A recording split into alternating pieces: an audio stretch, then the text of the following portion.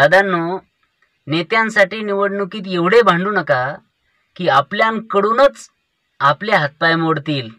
नेते एवढे हुशार असतात, त्या मोडलेल्या हातपायाचं ऑपरेशन करून त्याच्यावरही सरकारी बिलं काढतील.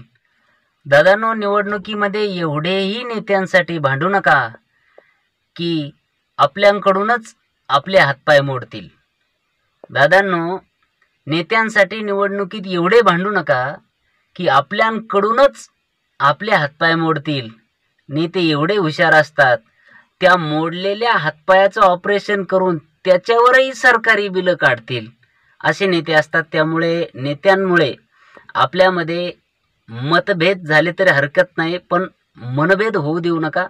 कारण राजकारणाने आतापर्यंत घराघरात, भावाभावात, भावकी भावकीत, गावागावात भांडणं लावण्यापेक्षा काही विकास केलेला नाही.